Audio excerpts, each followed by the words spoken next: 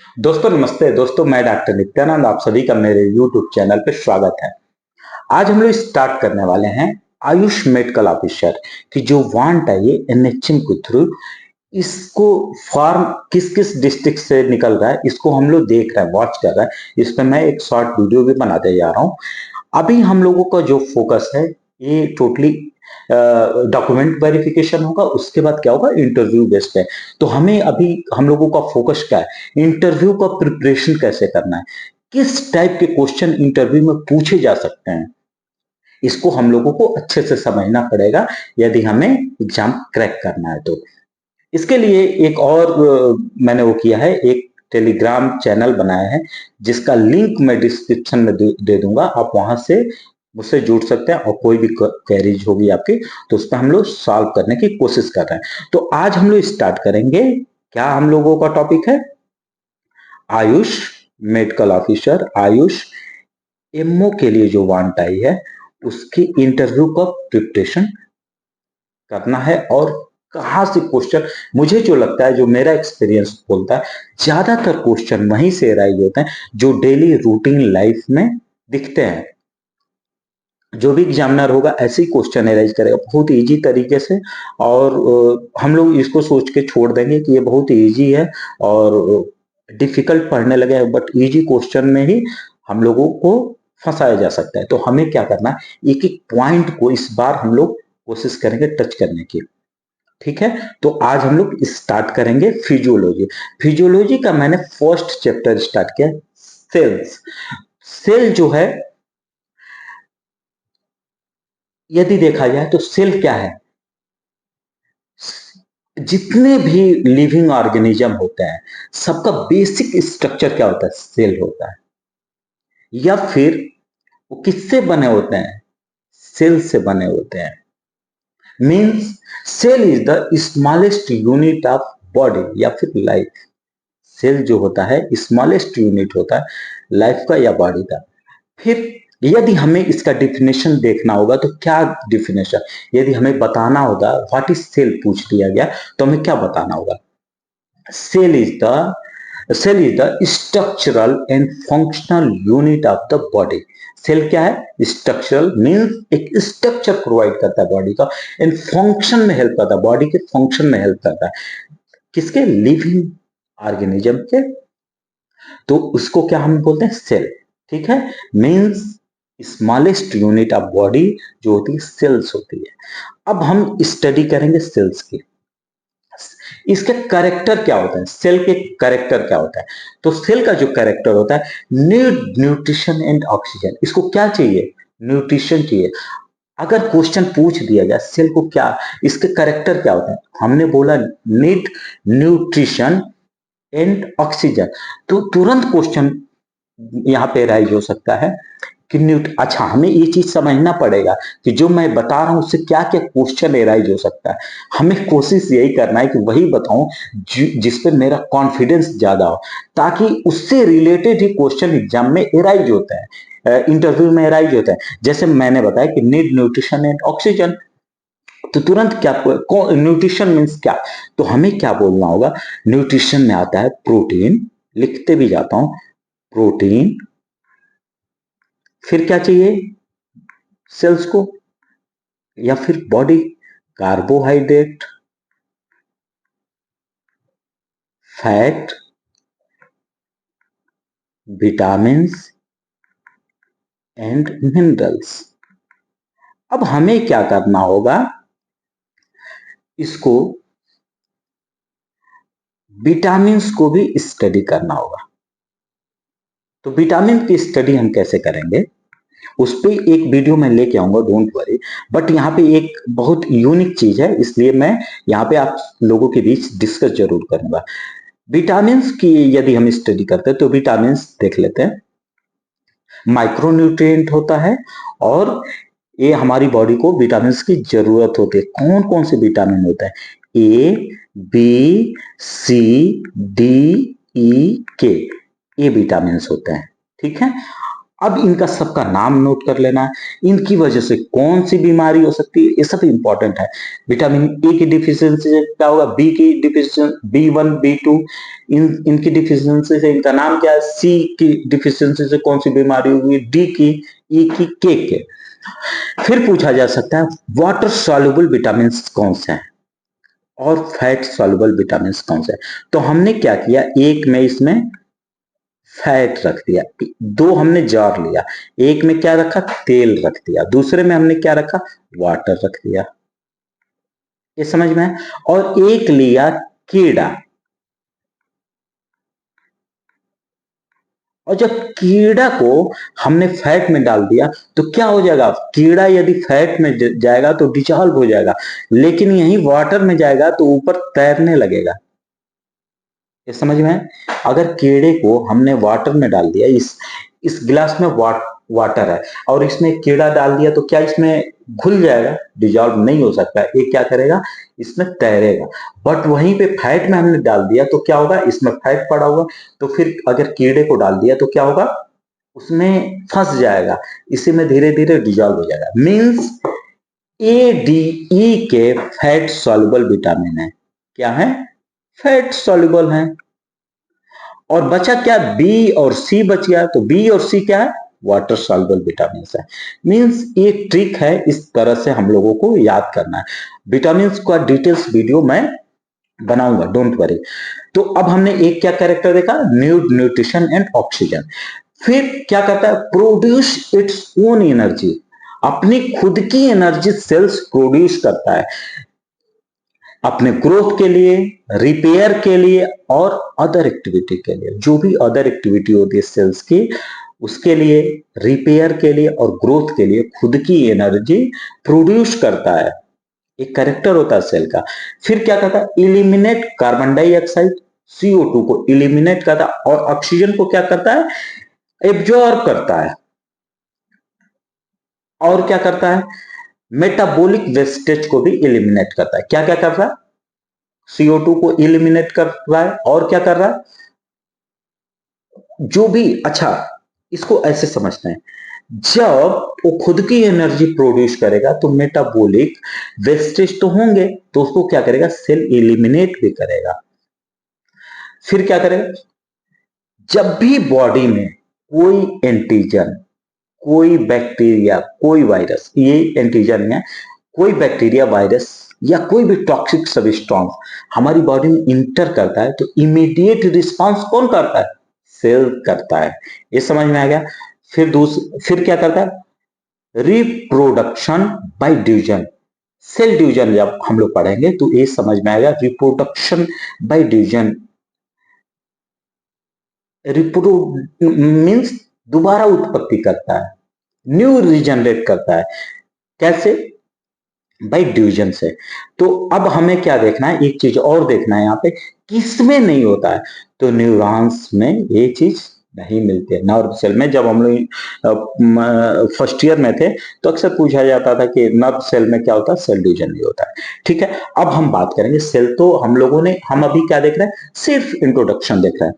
अब अभी हमें क्या देखना है, टिश्यू देखना है। व्हाट इज टिश्यू, टिश्यू जो होता है एक ग्रुप ऑफ सेल्स होता है, बट सिमिलर कैरेक्टर के सेल्स होने चाहिए, सिमिलर फंक्शन के सेल्स होने। ये जो सेल्स हो गए, ग्रुप ऑफ सेल्स होगा, और ये जो सेल्स होगा सिमिलर फंक्शन के जो सेल्स होंगे, उसको हम लोग क्या बोलते हैं, टिश्यू बोलते हैं।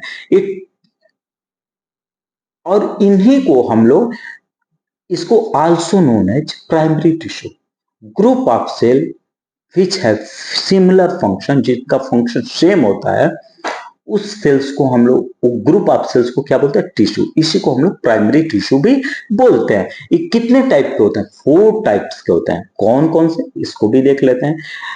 पहला हो गया मसल्स टिश्यू, दूसरा हो गया नर्वस टिश्यू, तीसरा हो गया इपिथेलियल टिश्यू, चौथा हो गया कनेक्टिव टिश्यू।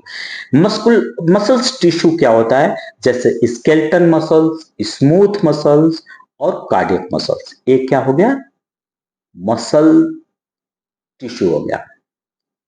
नर्वस टिश्यू में न्यूरॉन हो गया। इपिथेलियल टिश्यू में स्क्वैमस, कॉलुमनर और इपिथेलियल सेल, ये क्या हो गया, इपिथेलियल टिश्यू। अच्छा, यदि टिश्यू पूछा जाता है तो पूछा जा सकता है कितने टाइप, ये बहुत इंपॉर्टेंट क्वेश्चन है। What is tissue?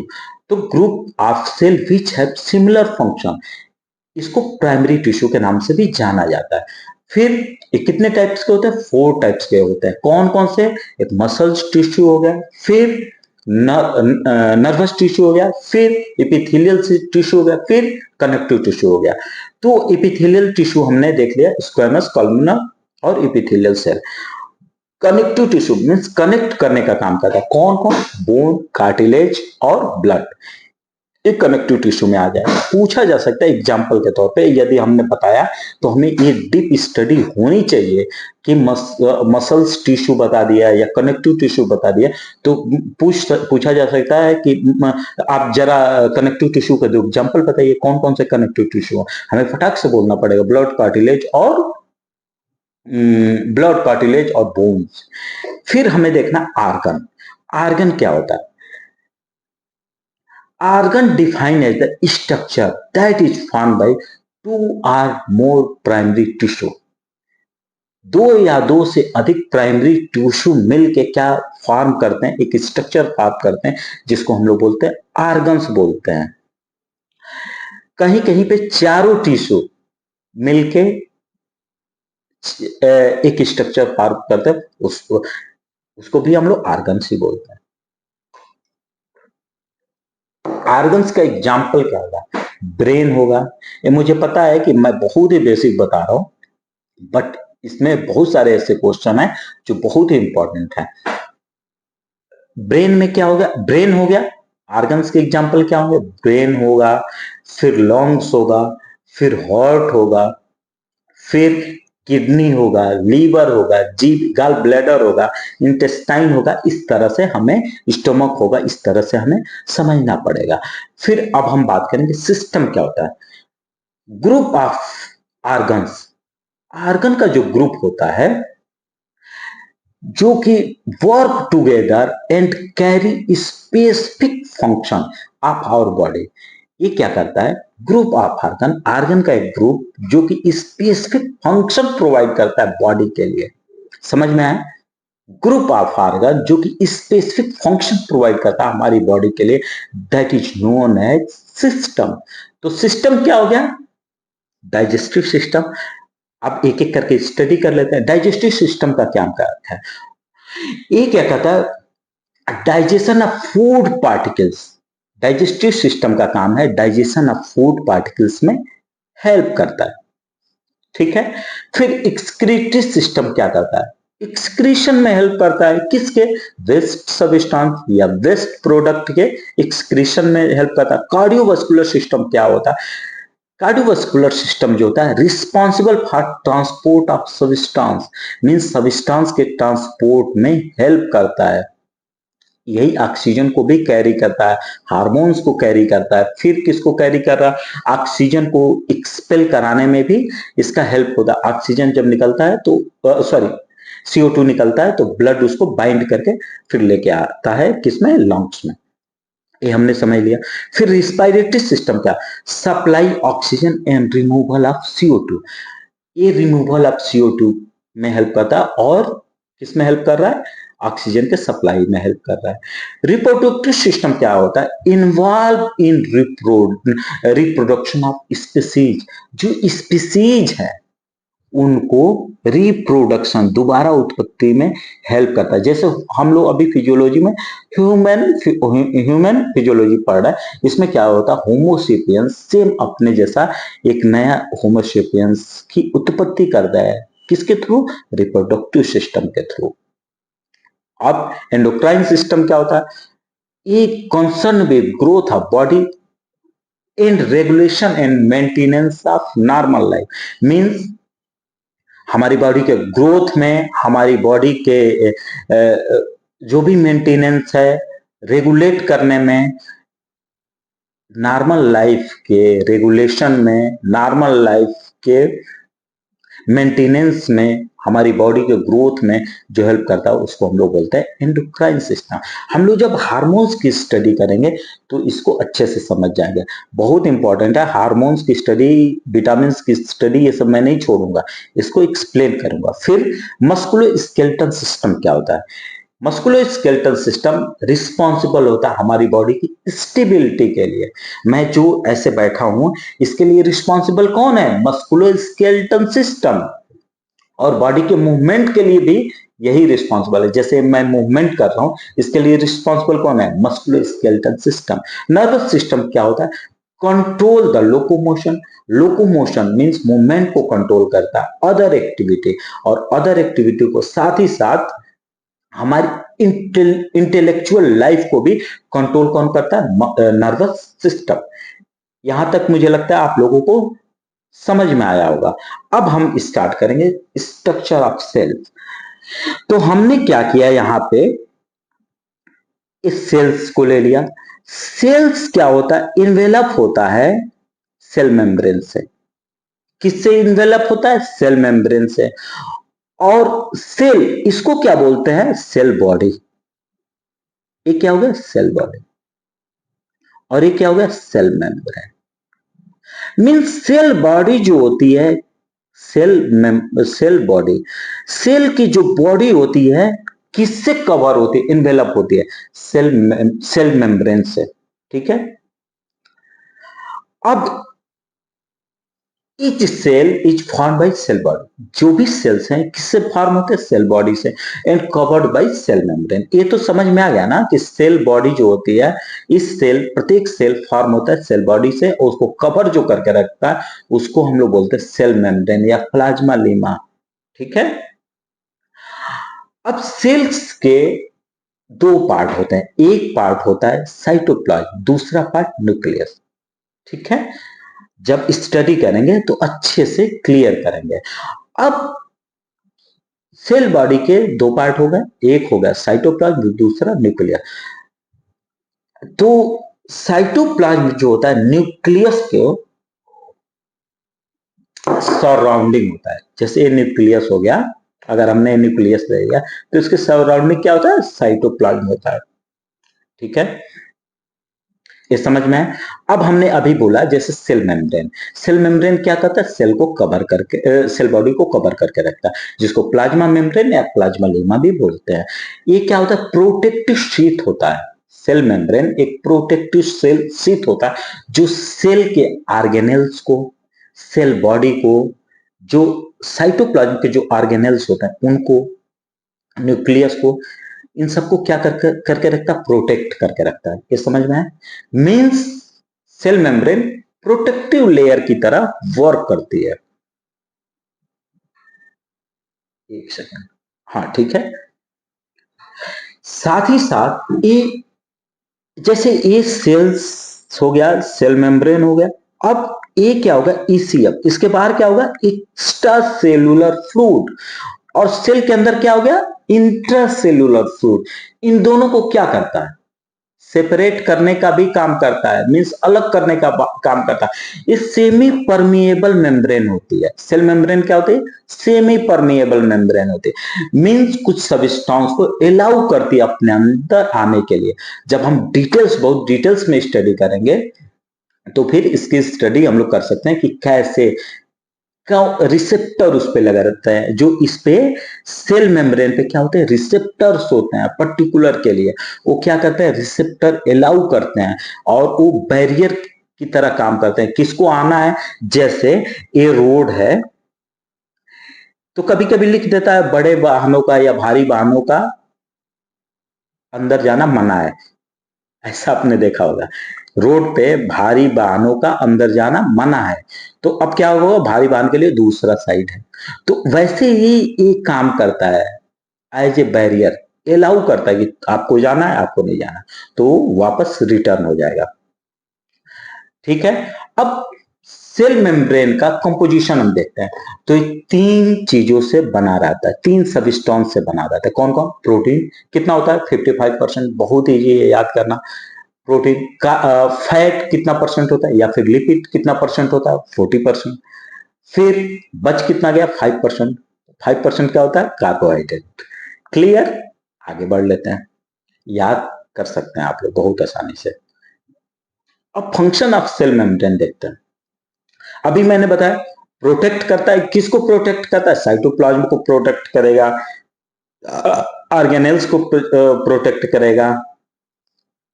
ऑर्गेनेल्स कहाँ होते हैं? साइटोप्लाज्म में ऑर्गेनेल्स होता है।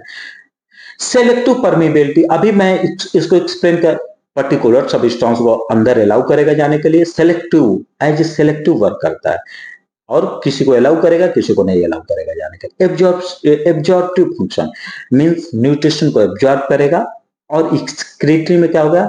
मेटाबॉलिक वेस्टेज को एक्सक्रीट करेगा, एक्सपेल करेगा।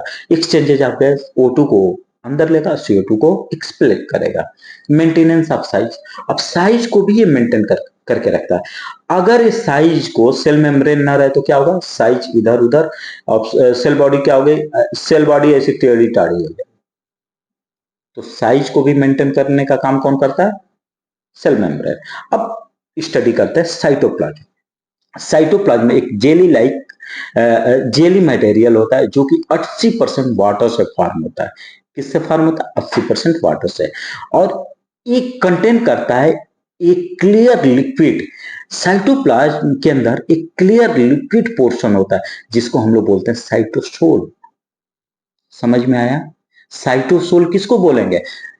साइटोप्लाज्म के अंदर 80% वाटर हो गया, ठीक है, तो उस साइटोप्लाज्म के अंदर एक क्लियर लिक्विड पोर्शन होता है जिसको हम लोग बोलते हैं साइटोसोल।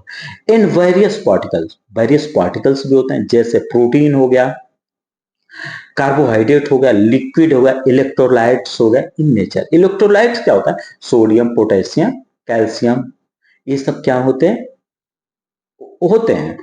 तो ये इलेक्ट्रोलाइट्स हो गए in nature. And cytoplasm also contain, cytoplasm बहुत सारे ऑर्गेनेल्स को भी रखता है जिसके डिस्टिंक्ट मींस अलग अलग स्ट्रक्चर होता है और फंक्शन होता है। ये समझ में? साइटोप्लाज्म बहुत सारे ऑर्गेनेल्स को भी रखता है जिसके अलग अलग फंक्शन होते हैं और स्ट्रक्चर होते हैं। साइटोप्लाज्म दो जोन से बना होता है, एक तो होता है एक्टोप्लाज्म, दूसरा होता है एंडोप्लाज्म। एक्टो का मतलब बाहरी और एंडो का मतलब अंदर, means peripheral part of cytoplasm. Cytoplasm का जो पेरिफेरल पार्ट होता है उसको हम लोग क्या बोलते हैं? एक्टोप्लाज्म। ये कहां होता है? सिचुएटेड जस्ट नीचे, किसके? सेल मेम्ब्रेन के नीचे होता है, just below the cell membrane. Cyto ectoplasm. Endoplasm means अंदर, और inner part of cytoplasm, cytoplasm का इनर पार्ट होता है। और इंटरपोज किसके बीच में होता है? एक्टोप्लाज्म और न्यूक्लियस। बहुत इंपॉर्टेंट है। इस तरह हम लोगों ने देख लिया। अब देख लेते हैं ऑर्गेनेल्स ऑफ साइटोप्लाज्म। ये बहुत इंपॉर्टेंट है, और हम लोग क्या करेंगे, इसकी जितने भी ऑर्गेनेल्स हैं, जैसे endoplasmic reticulum, Golgi apparatus, lysosome, peroxisome, centrosome, centrioles, mitochondria, secretory vesicles, nucleus, ribosome, cytoskeleton, इनके फंक्शन की स्टडी हम लोग क्या करेंगे? नेक्स्ट वीडियो में इसके फंक्शन की स्टडी करेंगे। जैसे हमें क्या देखना है, एक देखते हैं rough endoplasmic reticulum. Rough endoplasmic reticulum, इसका काम क्या है? ये सिंथेसिस ऑफ प्रोटीन में हेल्प करता है, बहुत इंपॉर्टेंट है। तो ये सब फंक्शन हमें देखना है। इस तरह से मैंने क्या किया, मैंने कोशिश किया कि आप लोगों का ऐसे कॉन्सेप्ट क्या करना होगा, हमें क्लियर करना होगा। बिना कॉन्सेप्ट क्लियर किए इंटरव्यू में बैठ पाना थोड़ा सा डिफिकल्ट है। एग्जामिनर क्या क्वेश्चन पूछेगा, जब तक हमारा कॉन्सेप्ट क्लियर नहीं होगा तब तक थोड़ी दिक्कत होगी। इस तरह से एक और बहुत इंपॉर्टेंट बात, यदि आप मुझसे जुड़ना चाहते हैं तो मेरे टेलीग्राम चैनल का लिंक डिस्क्रिप्शन में पड़ा हुआ है, वहां से मुझसे जुड़ सकते हैं। बाकी यदि मेरा चैनल पसंद आया तो लाइक करें, सब्सक्राइब करें, दोस्तों में शेयर करें। Thank you.